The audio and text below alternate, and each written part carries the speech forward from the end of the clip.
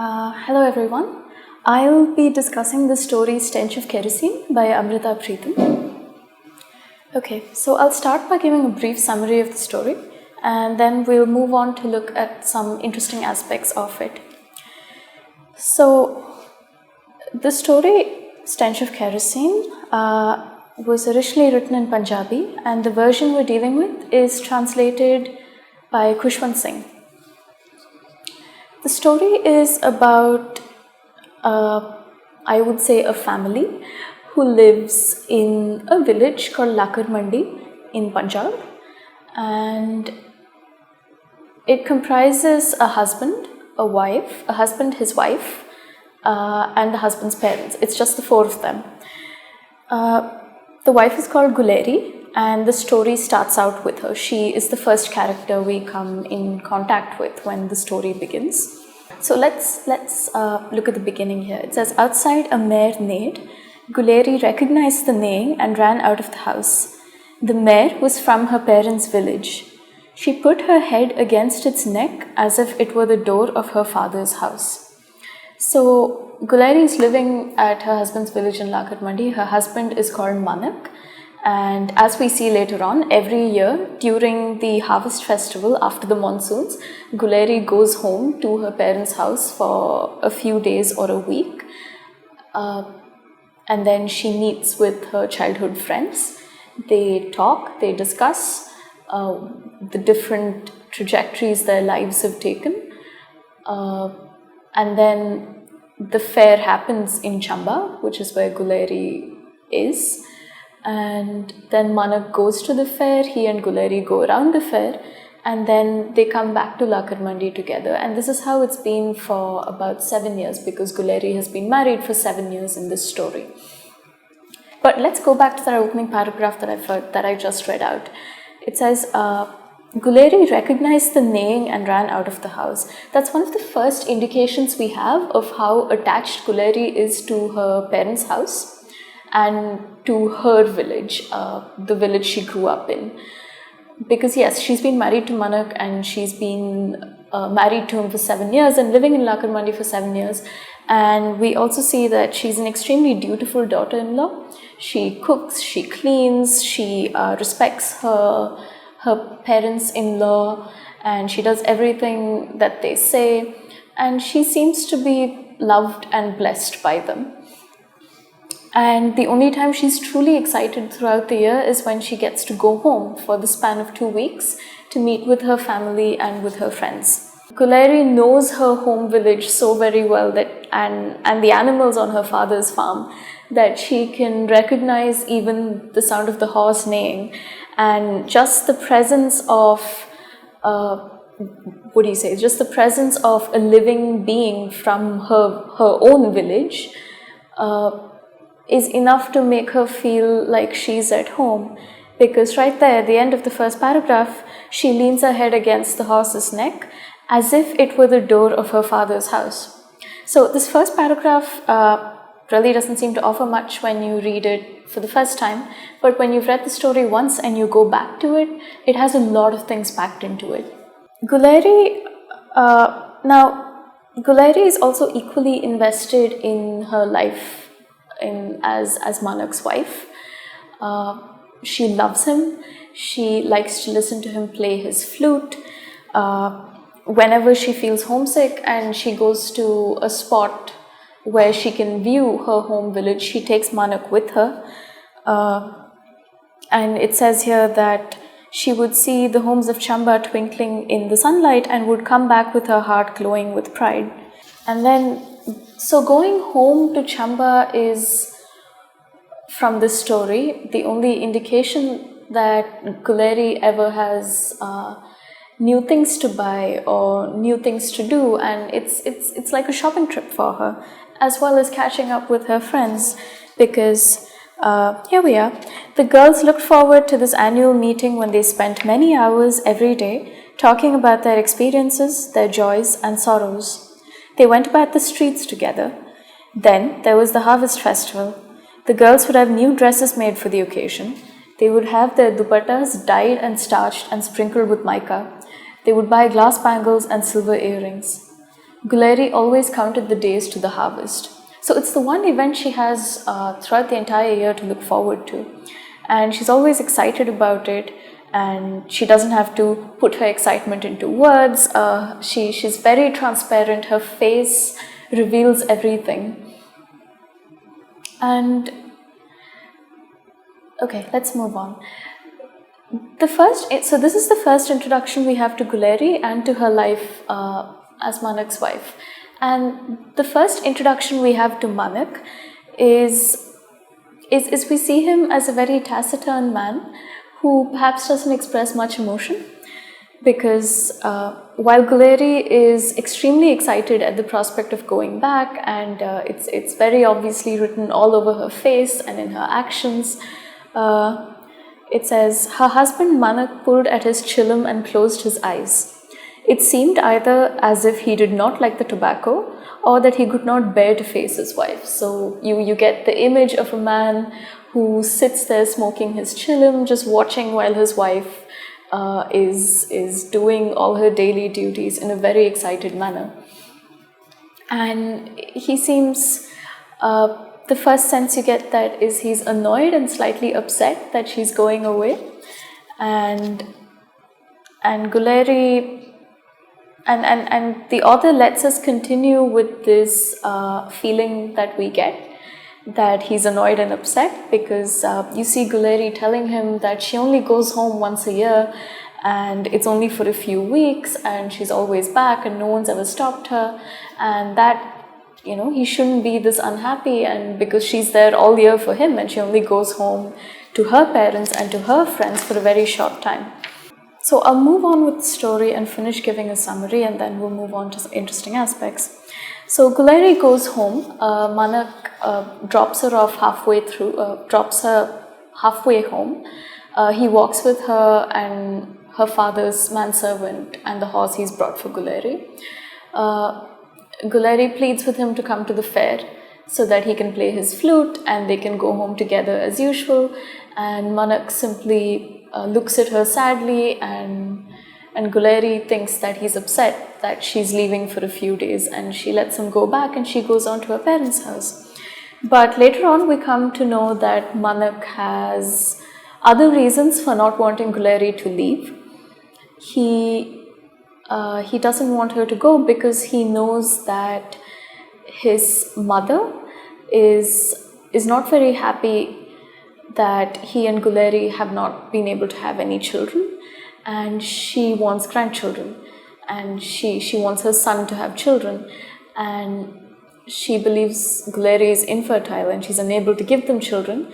And Manak's mother has decided to procure a second wife for Manak for the price of 500 rupees once Guleri is out of the way for a few days during the harvest festival. Now Manak knows all this, but he's unable to say anything to Guleri because in the course of the story we see that his mother is the one who runs the household and runs the lives of the people in it, at least in serious decisions such as these.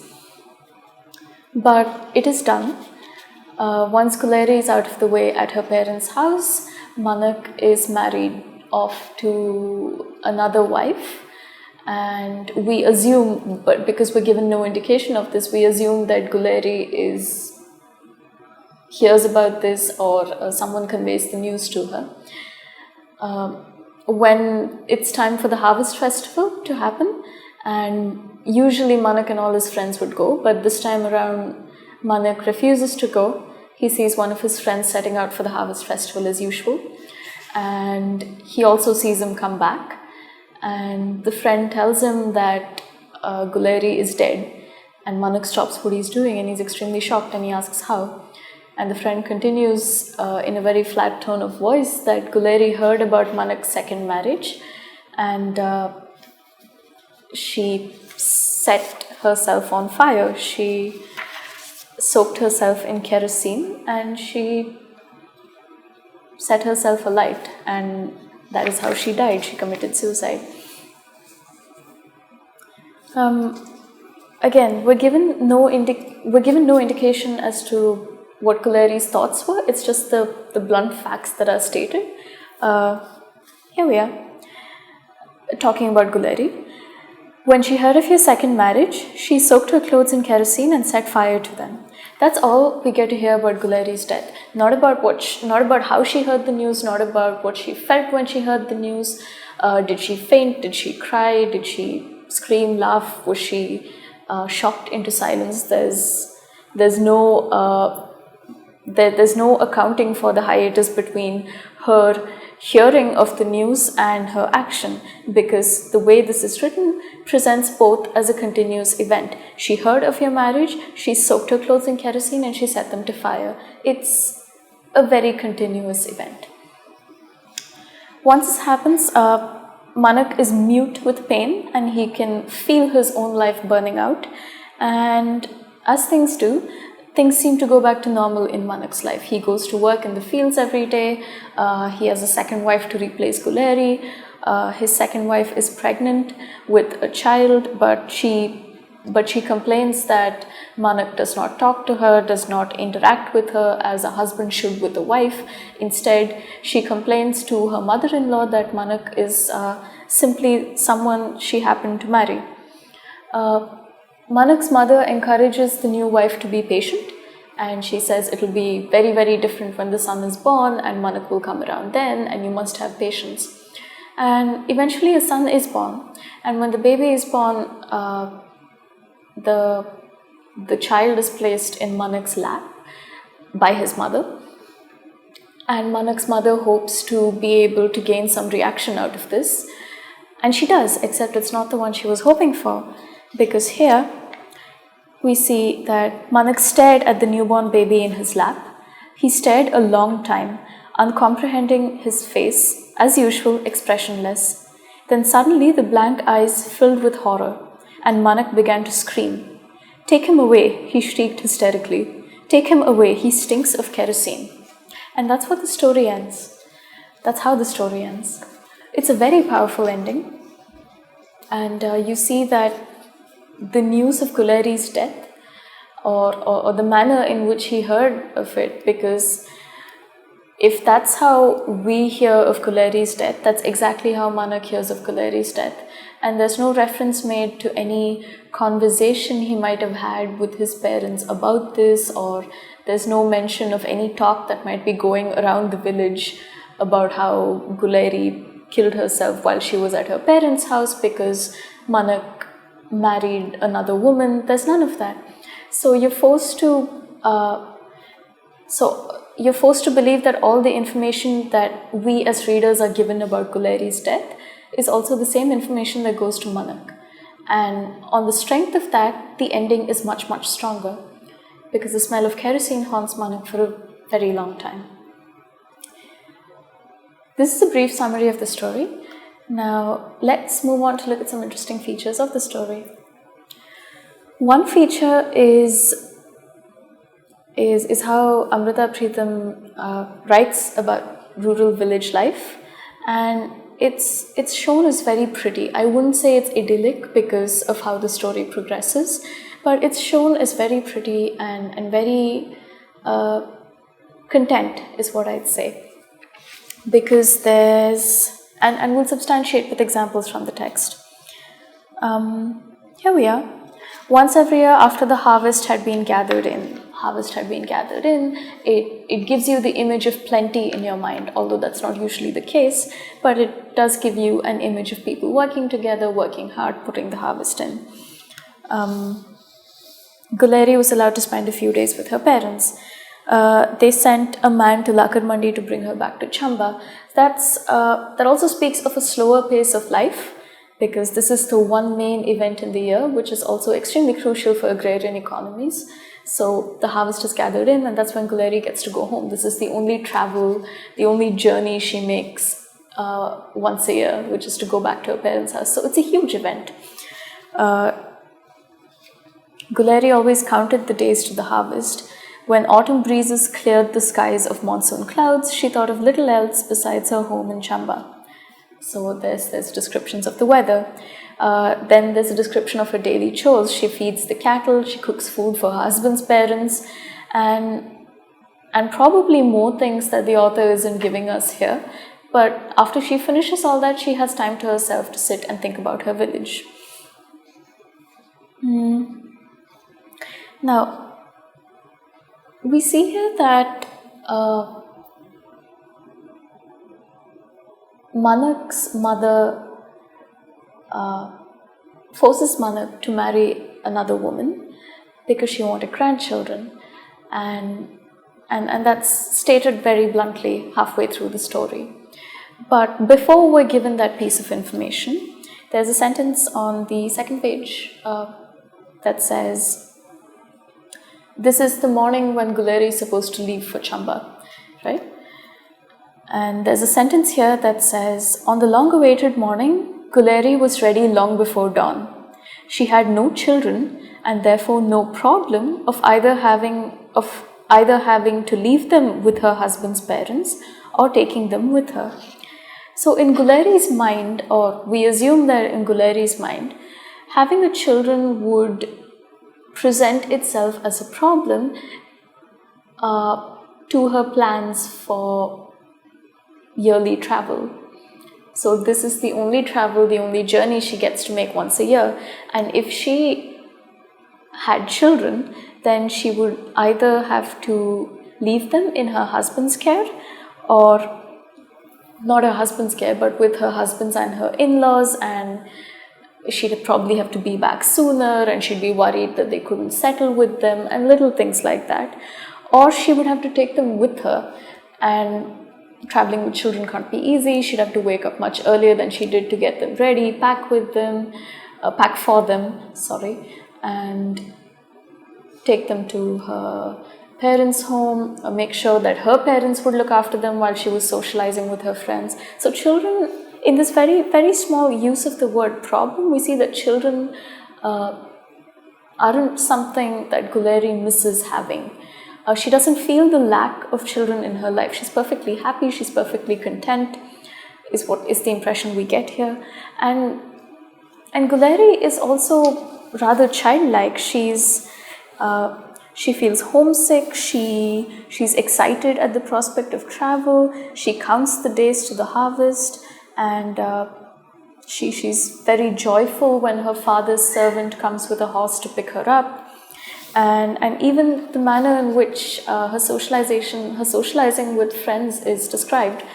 It says, "Two of her friends who were also married to boys outside Chamba came home at the same time of the year." Note the use of the word boys and not men.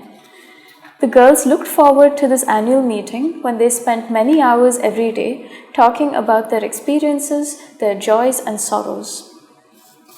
They would have new dresses made for the occasion, and they dye and starch their dupattas, and they buy glass bangles and silver earrings." So we get a sense that Guleri is married off while she's still very young, and if she's been married for 7 years, well, we assume that she can't be more than 25 or 26 at the very least. At the most. And she's still a child, is the impression we get. There we are.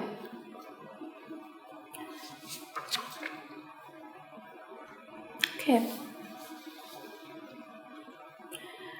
Now, just to conclude the general sense of village life that we have, there's also a sense that Guleri's father or Guleri's family is, to say, slightly better off than Manak's, because when Manak sees Guleri at a fair and they fall in love with each other and they wish to get married, Manak is worried about how much Guleri's father is going to ask him for bride price, and he's worried that he might not be able to pay that amount. Except there's a sentence here that says that Guleri's father was prosperous and that he had lived in cities, and he had sworn that he would not take money for his daughter, but would give her to a worthy young man of good family. Manak, he had decided, answered these requirements, and very soon after, Guleri and Manak were married. So Manak is very aware that Guleri's father is well off and that he respects Manak and he respects Manak's family. And yet Manak doesn't do anything when he knows very well what his mother plans to do to Guleri and to their marriage. This brings us to another interesting point, a rather natural progression to an interesting point, which is, well, two interesting points actually. One is about Manak's mother, and another one is about Manak himself. So, Manak's mother wields a lot of power in the house, and not in an obvious way, but she's a strong woman, and she's scornful of her son for not being manly enough. Because there's a scene when Manak comes back home after walking with Guleri halfway to her village in Chamba, and when he comes back, he sits down on the charpai because he's tired. And Manak's mother asks him if he's been all the way to Chamba, and he says, no, just not all the way, just to the top of the hill. And his voice is heavy. And his mother says, why do you croak like an old woman? Be a man. Manak wanted to retort, you are a woman, why don't you cry like one for a change? But he remained silent. And that one sentence, that one exchange is all we need to know to be certain of Manak's mother's position in the household. Because you see that Manak's mother can be seen as a woman, certainly, yes, but a woman who controls the household, who obviously makes all the decisions, because although Manak's father is alive and living, there is no mention of him whatsoever apart from the fact that he has food cooked for him by Guleri, and that he and his wife give her their blessings when Guleri makes her annual journey to Chamba. So Manak's mother controls the household, and it's possible to say that she can be seen as a matriarch who embodies patriarchal values, because she is staunch about certain things, like Guleri needing to produce children until you probably have a male child. And if that's not possible, then you must get a wife who will do so. And it's not manly for Manak to sit on charpai and sigh just because his wife has gone away for a few days, or in this case forever. Nevertheless, it's not manly for Manak to sit and sigh.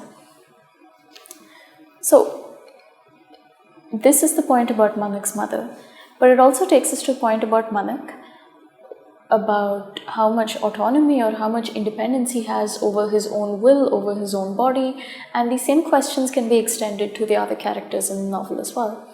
So there's the question of mobility, of physical mobility in this text. You see Guleri traveling from Lakarmandi to Chamba by mare. You see them walking up to the hill to look at Chamba whenever Guleri is homesick. That's 2 points. You see the reference Guleri makes to going through the Bluebell Wood, which is another instance of physical mobility. That's 3 points. Guleri and her friends traveling through Chamba, walking around, 4th point. What else? Manak going to the fair with his friends, which is where he met Guleri, which is where he goes back every year, which is 5 points. And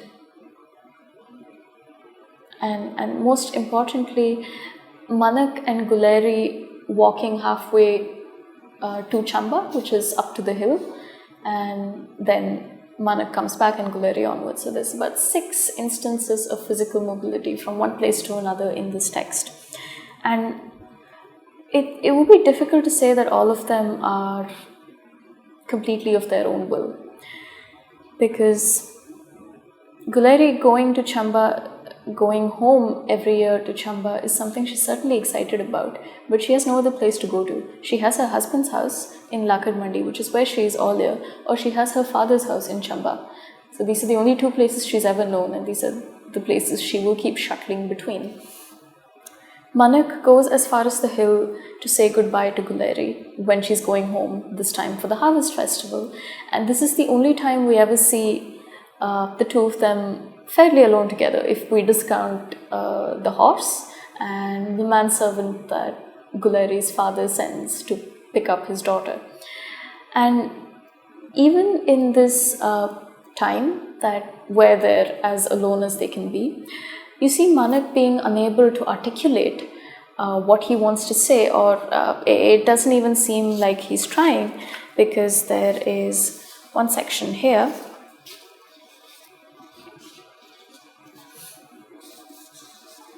Yes, where Manak says he will go a part of the way with her, and Guleri is happy because she has his company and she loves him, and she hides Manak's flute under her dupatta. And when they reach a certain point, she says, "Come, play a flute for me. We're alone together. I think it's about time you played your flute, because I like to listen to you play." And Manak is lost in his own thoughts, and Guleri says, "Why will you not play your flute?" And Manak just looks at her and he takes his flute and he doesn't play it. He simply sounds the flute, and it's not a tune. It's an anguished wail of a sound. That's what it's described as. And then he says, "Guleri, don't go away. I ask you again, do not go home this time." And that's all he can tell her. He's unable to tell her what his mother has planned. He's unable to tell her that his mother wants children. And Guleri shows no indication of being aware of these thoughts either, or of Manak's mother as having spoken to her about this, because she's perfectly content. She's going to go back to her house for a few days, and then she's going to come back again, and life will continue as usual. These are physical instances of mobility, and in a sense they can be termed as body autonomy. But as we see, Manak goes where he is directed to go, to the fields, maybe at one point of time to the fair, and now because he wanted to, I suppose we can see this as Manak really wanted to go say goodbye to Guleri, so he walks a part of the way with her. And that's a good instance of body autonomy for Manak. But even though he's able to do that, he's not able to make his lips, to make his tongue, to use his voice to sound the words that he wants to tell Guleri, that he loves her, that he's going to miss her, that his mother's going to do this. When Manak has a child with his second wife, and there's a section where it's described as Manak's body responding to a new woman because he's obedient to his mother and to custom, but his heart is dead within him. And again, you get a sense of how respected his mother is in the household and how powerful she is, because his mother is conflated to custom. And you get a sense of how women are supposed to be the placeholders for cultural value and for tradition and for I suppose, custom and value, so to speak. But his heart was dead within him. If we're to move on to look at perhaps the characters of Guleri and Manak, we've already discussed about how Guleri was probably married off while she was still young, but she's been married for 7 years. And if she was a child when she was married, she must have been very young, which would account for her being childlike and excited and happy, but she's still the same. And she's excited about the prospect of buying new things, of meeting her friends, like she's going out to play in the evenings, or at the prospect of dyeing her dupattas, and she hugs her father's horse, and these are things that children would do. And that's the sense we get, except we're not sure if this is a comment on how Guleri is, or if it's a larger comment on how a lot of women in situations like Guleri spend their time and get excited about little things. simply because they have restricted mobility in terms of physical spatial mobility, or if this is a comment on how women are supposed to spend their time in this way doing these things. But if we're talking about how childlike Guleri is, then we've also got to look at how childlike Manak is, because Manak is clueless, and he's not clueless, he's clued into what's going to happen once Guleri leaves, but he's helpless.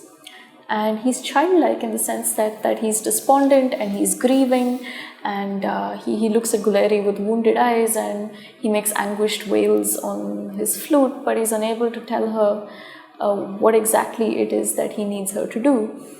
And so in a sense you can see both of them as nearly children almost, because Guleri accuses Manak of having gone through a bluebell wood, which appears to be a local tale, that there is a bluebell wood close by, and anyone who walks through the wood becomes deaf. And when Guleri tells Manak to play his flute and to talk to her and to spend time with her, Manak just looks at her, and Guleri says, "I'll be back in a few days, you shouldn't be this way." And he still looks at her and he says, "Don't go." And Guleri says, "Well, it seems like you've gone through the bluebell wood because you can't hear a single word I'm saying." And Manak says, "Yeah, you're right, I can't hear a single word you're saying." And then the sentence after that, I think, one moment, yes.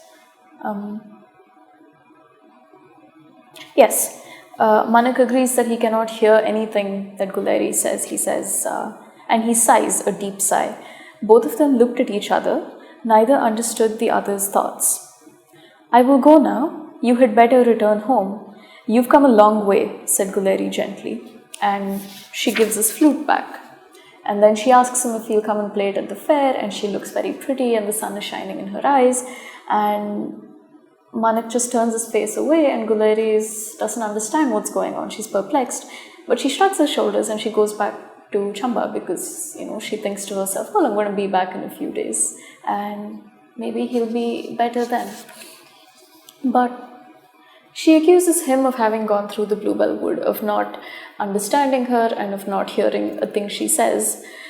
But you see that Guleri also seems to have metaphorically passed through this bluebell wood, because she doesn't understand Manak's anguish either.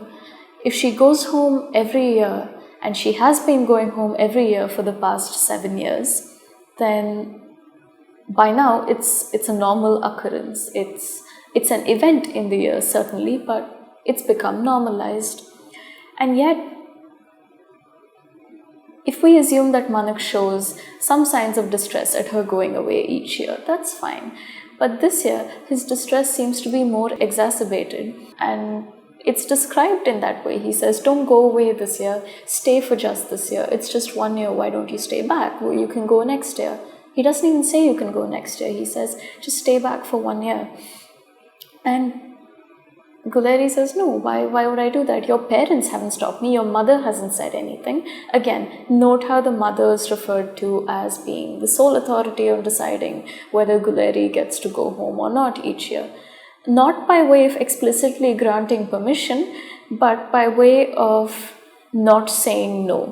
So as long as Manak's mother doesn't say no to something, it's allowed. But the moment she steps up and says no, it's explicitly understood that it must never be done again, I suppose. So Guleri doesn't understand Manak's especial anguish this year at her going away. And she doesn't understand his nonverbal cries because Manak is unable to articulate why she should not go away. He just says, "Don't go." And it's also interesting to note that Manak has no concrete plan on how to perhaps change his mother's mind or stop her or oppose her or divert her from this resolve that she's set on, that after this, even after 7 years, if Manak and Guleri have no children, then I will make sure that Manak marries a woman who will give him children. He knows exactly what his mother's resolve is, but there's no indication that he's got a plan to stop her. There's no indication that he will tell Guleri what is going on and they will work through it together, or together they will convince his mother. Nothing of the sort. It's just panic and sadness and grief at the thought of losing Guleri, and at the thought of Guleri going away, and the thought that she's not going to be his wife any longer and that he's not going to see her again. And that's what makes him say, no, don't go, don't leave. And it's almost like a child begging his mother not to leave. And in that sense, Manak is extremely childlike as well. He's powerless, and he's also extremely vulnerable, and it's not just against his mother, it's against an entire system, the patriarchal system, that deems that families must have children, married couples must have children. So perhaps it's not just Guleri who's the child here. It certainly looks like Manak is as well, because he seems to be extremely hemmed in and blocked by a system that gives him great grief, and yet he's required to prove himself and conform to its rules in order to be able to survive its rules, which are being perpetuated by his mother. Okay.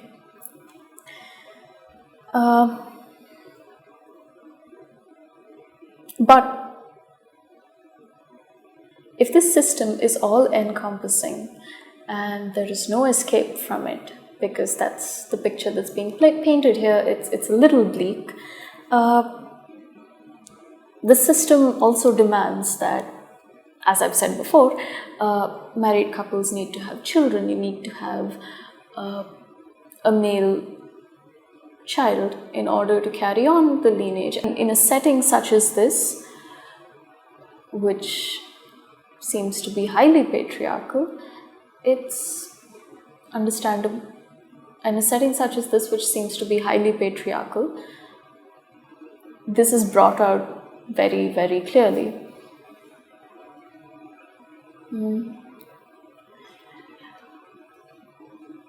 We see that Manak's mother hopes to shock or startle Manak from his state of dazed apathy and his almost mechanical existence of everyday life when his child is born. So she thinks to herself that when she places Manak's son, a child, his own child, in his lap, Manak will show some emotion, perhaps love the child, perhaps treat his new wife and his son like family. And she does that. And Manak stares at the child for a while, and then he starts screaming and he says, take him away, he smells of kerosene and I can't stand it. And he becomes hysterical, that's the word that's used. So this breakdown that we see at the end of the story, and that's where the story ends, and we're not given any indication as to how the story continues after that, but it's a rupture, it's a breakdown in how patriarchy functions. Manak is unable to hold his own son, and it's not even hold his son in the sense of an embrace or a hug. This is a child. This is a child who's probably less than a day or 2 days old, and Manak is unable to hold an infant, his son, because when the child is placed in his lap, the only thing he can smell is kerosene, which is what Guleri used to kill herself with. And if his air, if Manak's air is going to be tainted by the stench of kerosene, which is what annihilated his first wife, a woman who was unable to give him a son and hence continue his line,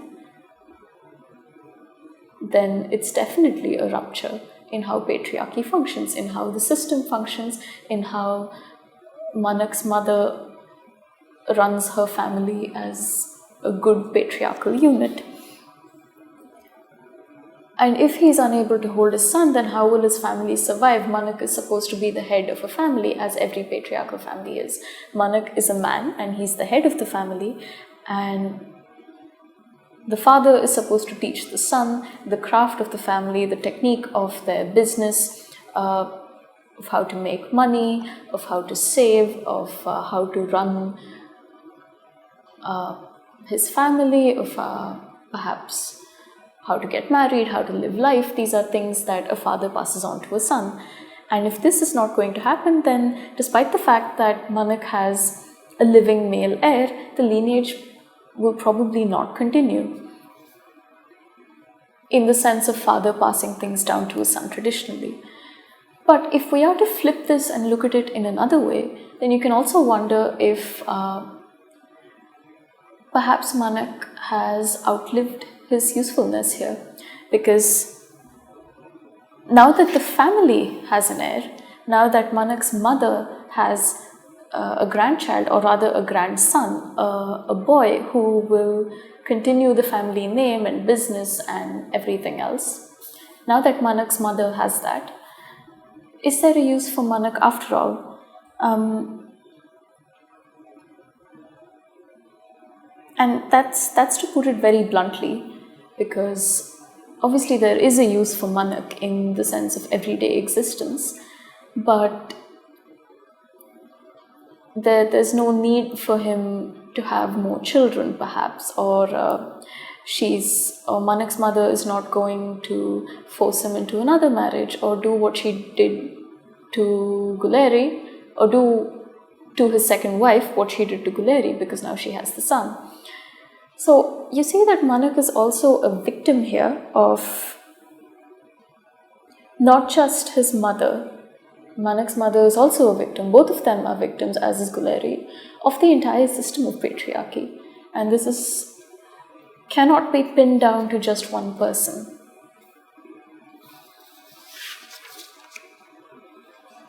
Okay. Now, there's a last point that I will make, and then we can just go through interesting excerpts from the text.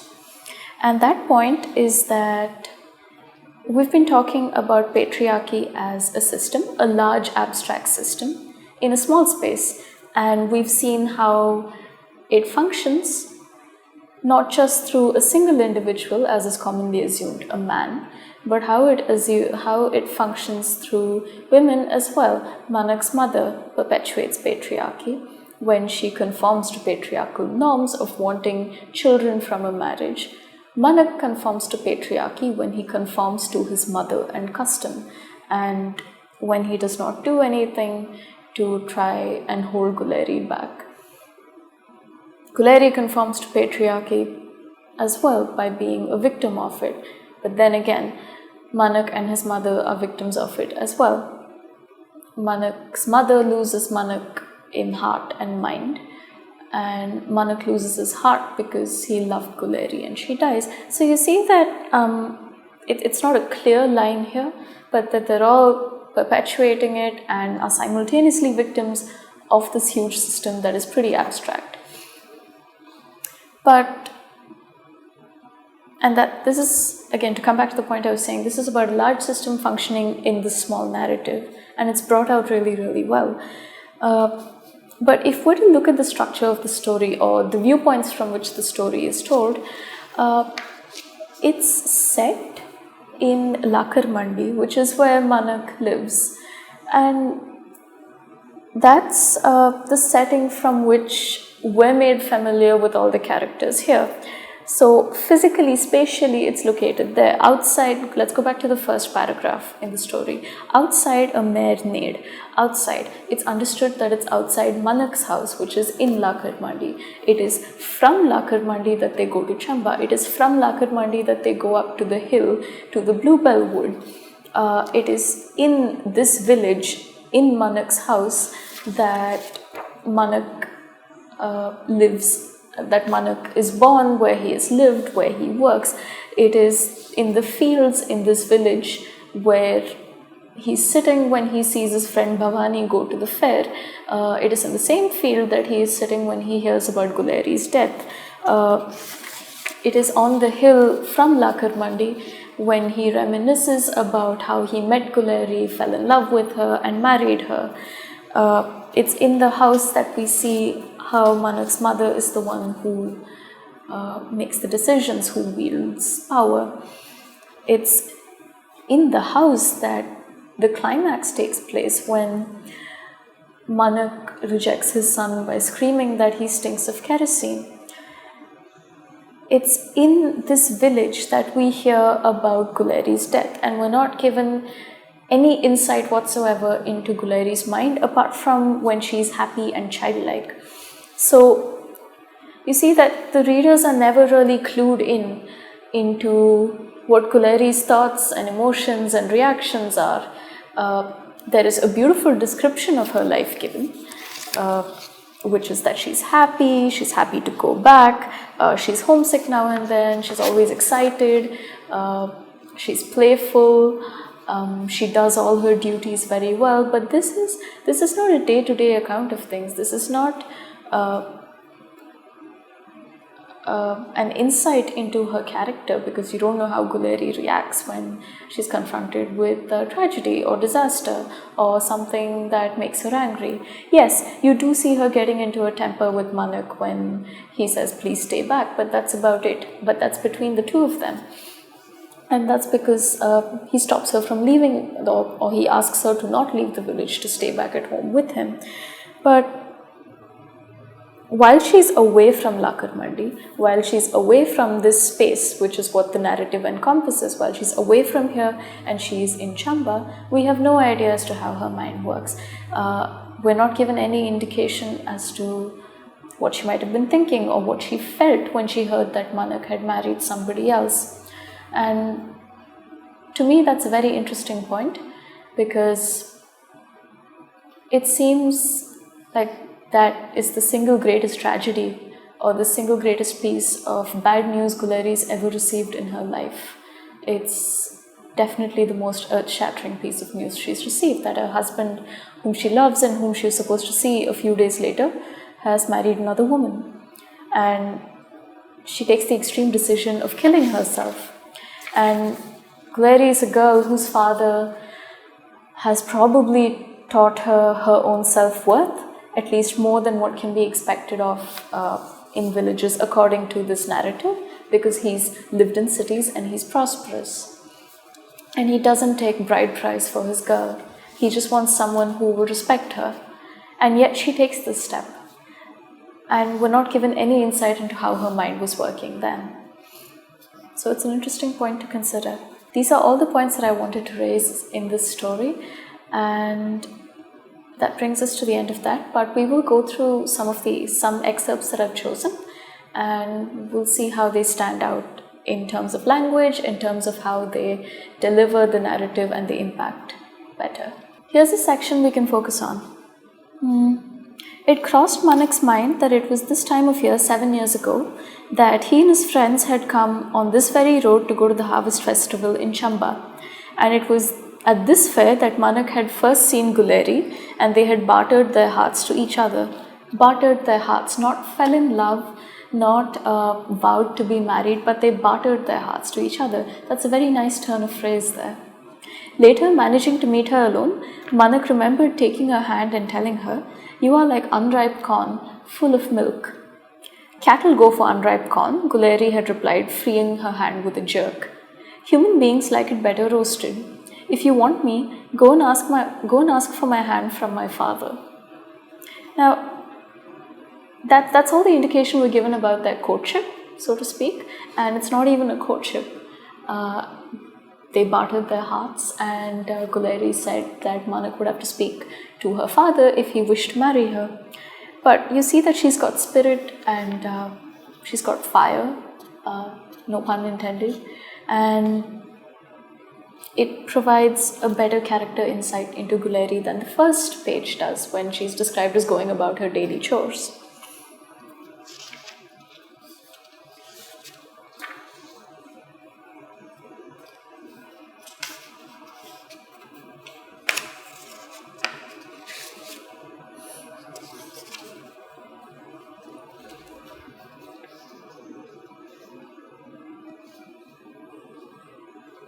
This is another excerpt we'll look at.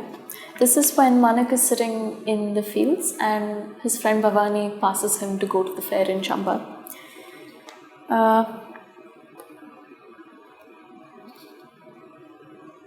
Manak asks him where he's going, and Bhavani says nowhere in particular. And he says after a point that he's going to the Chamba fair. Bhavani's words pierce through Manak's heart like a needle. Is the fair today? It is the same day every year, replied Bhavani dryly. Don't you remember we were in the same party 7 years ago? Bhavani did not say any more, but Manak was conscious of the other man's rebuke and he felt uneasy. Bhavani put down the chillum and picked up his bundle. His flute was sticking out of the bundle. Bidding Manak farewell, he walked away. Manak's eyes remained on the flute till Bhavani disappeared from view. Throughout the story, we see Manak being associated with two objects. One is his flute and another one is the chillum. Manak is smoking his chillum when we're first introduced to him as a character. Guleri asks him to play his flute when he comes to pick her up from the fair. Manak also plays his flute when Guleri is leaving. His flute seems to be his favorite possession. And in this scene, you see Manak with both his chillum and his flute. You also see Bhavani censoring him non-verbally because he's being sarcastic, and he says that yes, we all went there together 7 years ago. 7 years ago was when he met Guleri and when he married Guleri.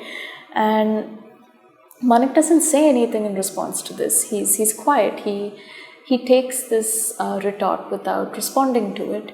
But you can see that it hurts him because the words say so and because he feels uneasy. He keeps looking at the flute because he remembers that every year he goes and he plays his flute at the fair and he and Guleri come back together.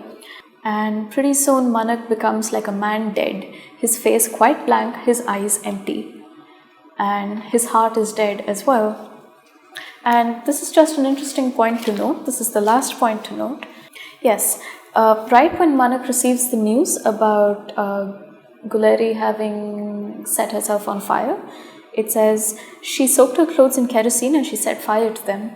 Manak, mute with pain, could only stare and feel his own life burning out. So in that moment when he hears the news,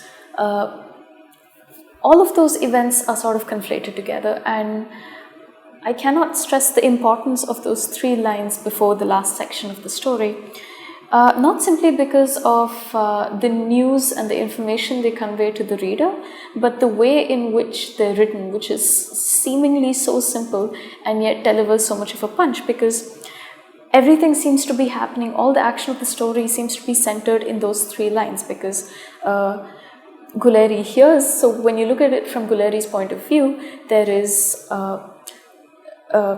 if Guleri were reading these lines or had written them, there is a second marriage. Immediately Guleri soaks her clothes in kerosene, sets it on fire, and while this is happening, it almost seems as if the news is being relayed to Manak the same time as Guleri is committing this act, and Manak can feel his own life burning out. It's a present continuous tense. It is happening as he's receiving the news, and he is receiving the news as Guleri is committing this act back at her parents' house, a place she was really, really happy at.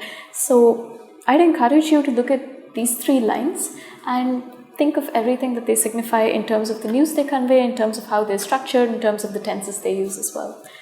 And that brings us to the end of this lecture. Thank you.